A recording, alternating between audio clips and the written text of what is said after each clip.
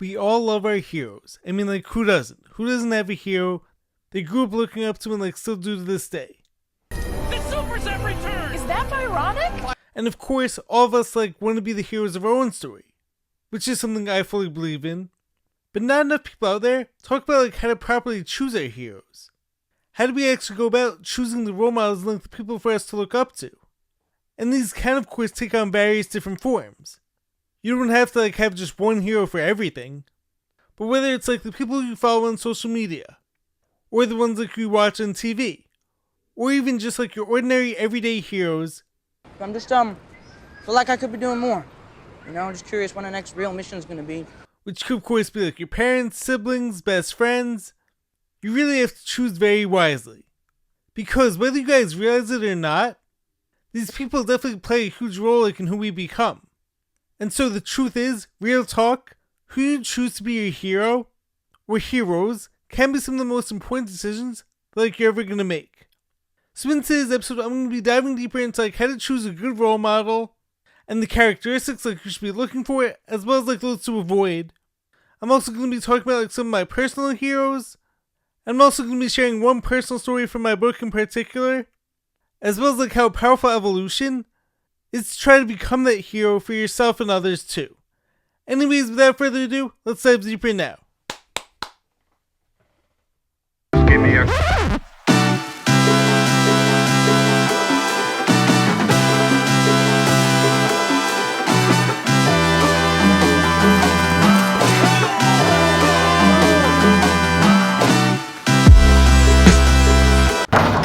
What's happening, guys? Welcome back to the Jared and James channel. I'm Jared Weiss. If you guys didn't know that, it must mean that you're not subscribed to the channel, so you know what to do. Hit that subscribe button, make sure to leave a like, drop a comment, let me know your thoughts in the video. Follow me on every platform, and if you guys haven't done so already, make sure to check out my book, Fight Through It by Jared Weiss. All links to purchase it on my website, which is jaredbryanweiss.com. That's JAREDRYANWEISS.com. Buy the book, support me, and make sure to check out all the awesome shirts in there as well.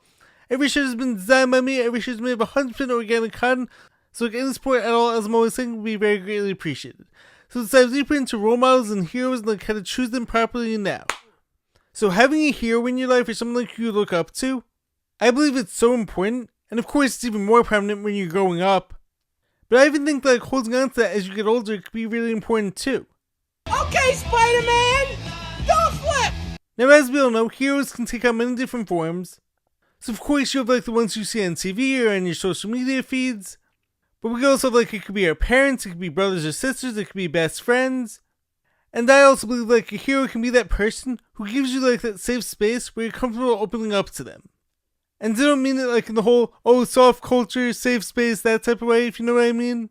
You mean like a weenie? But someone who when you're around them, this person feels like home to you.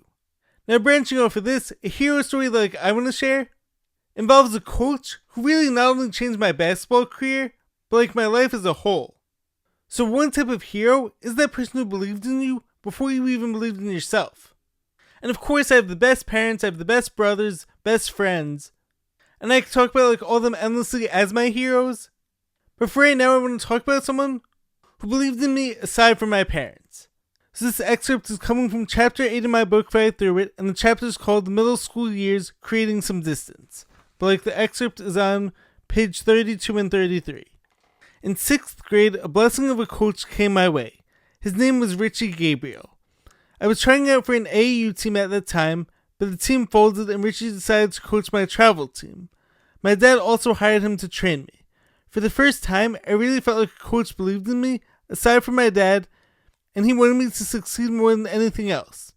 He always told me to keep shooting the ball, stop being so unselfish, and told me the team needed me to win. The start of that season was like the prior one. I knew what I could do, but was hesitant to put my skills to use and was plagued by anxiety. Then in one game, our hardest of that season, versus a top team, everything just clicked in me. I took my first 3-pointer of the season, top of the key, swish. 5 more threes like that, and the team who should have beaten us by 30 only won by single digits. Richie was proud of me, my parents as always were proud of me, and for once I had a sliver of confidence myself. Once I showed myself what was possible, I realized how good I could be. The next game I had 17 points and made the game-tying shot at the buzzer to go into overtime. I had 2 more game winners during that year as well, it was a turning point in my athletic career. Having a coach who believed in me meant the world to me, and sometimes that's all it takes. A great coach, mentor, or role model in general can seriously change a kid's or anyone's life. So of course you guys check the rest of that out in my book Fight Through It. Go to my website, check it out. Now next, part of having a hero and a good role model is actually about trying to live up to the standards that they set. This, in my opinion, makes you be the most important part of choosing your hero.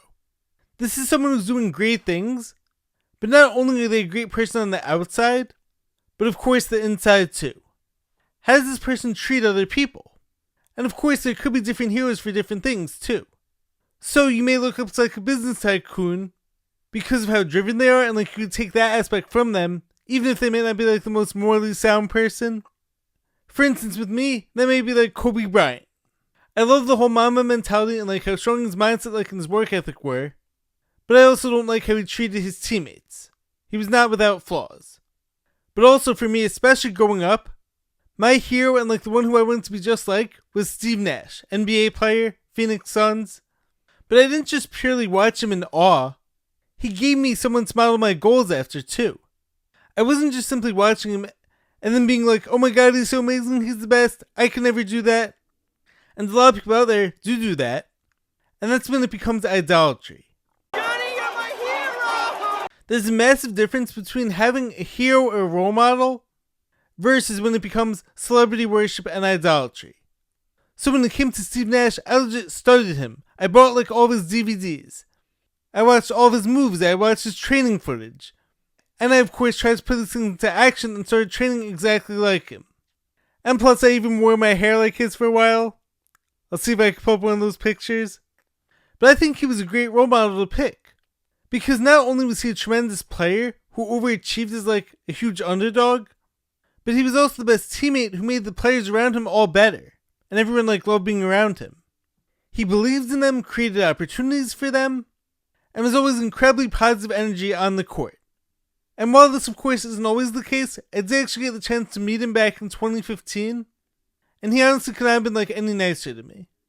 I don't know him personally of course, but that was a really cool moment getting to meet someone who you looked up to for all these years, and the person actually turns out to be a really nice guy.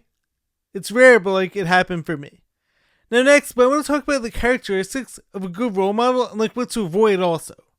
Especially because in today's culture, it's so easy to fall for who's the most famous, who has the most followers, but these aren't always the people we should be trying to emulate. So if you're someone who's looking for a good role model, we can't just simply be choosing based on who's the most famous, unless that is your only goal, but I would definitely caution against that. And hey, whatever floats your boat, but as my classic examples go, if you're choosing to emulate Hallie Welsh, the Hawk Tuah girl, or of course the Cash Me Outside girl, you're probably going to live pretty empty and morally devoid life, and eventually people are going to see through that. Catch me outside, how about that? So I would suggest, look to people who are doing what you want, but are doing it the right way too. Try to find someone who treats people right, has very good morals, has high standards for themselves, and of course is very driven too. And beware that person who's willing to sell out just for views or money, because that person is of course lacking a very strong foundation.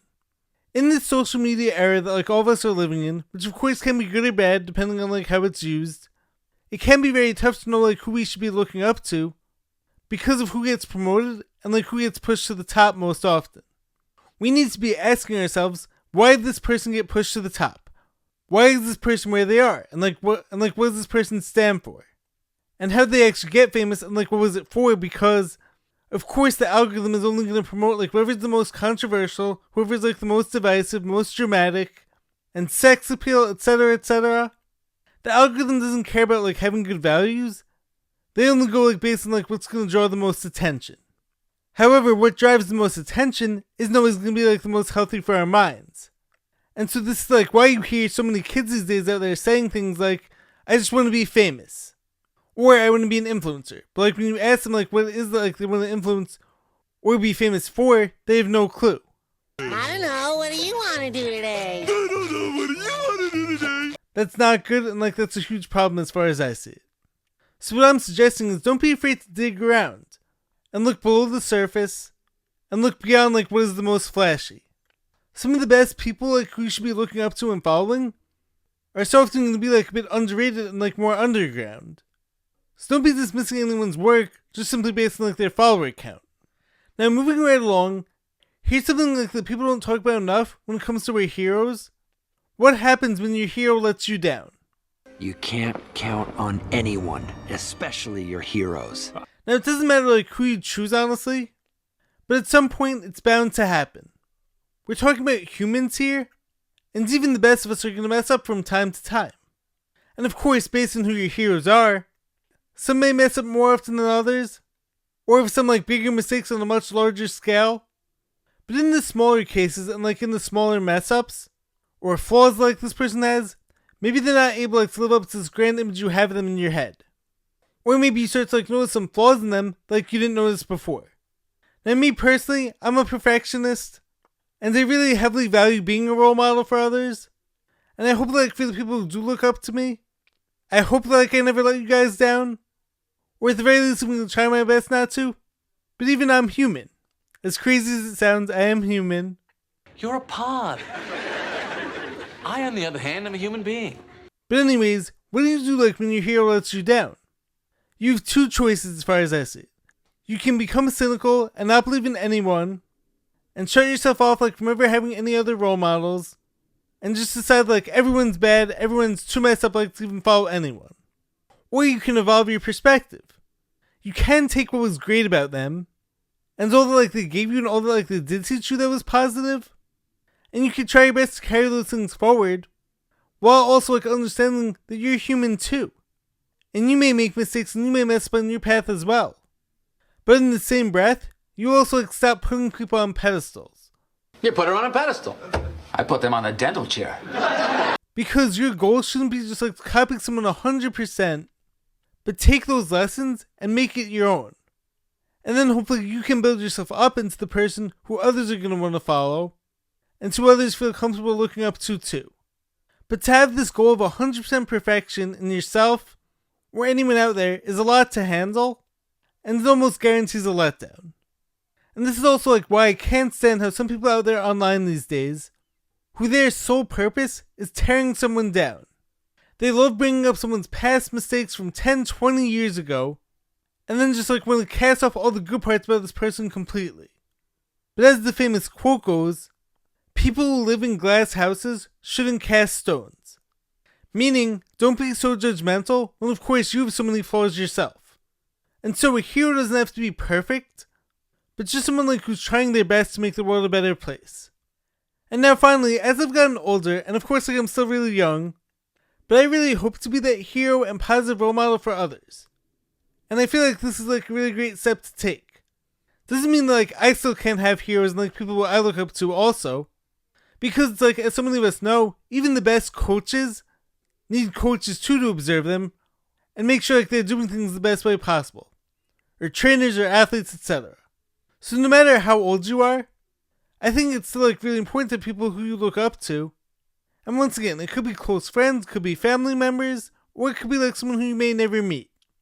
But something that I'm extremely proud of is that I know like I'm the person who everyone knows they can come to whenever they need something. And whenever they're struggling mentally, they know like I'm going to respond to them without judgment, and like I'm really going to try my best to help them. I'm also going to get them dreaming bigger than ever and reinvigorate life into their dreams and goals. And trying to be like that person and role model for others isn't something like I take lightly, and like I don't take it for granted either.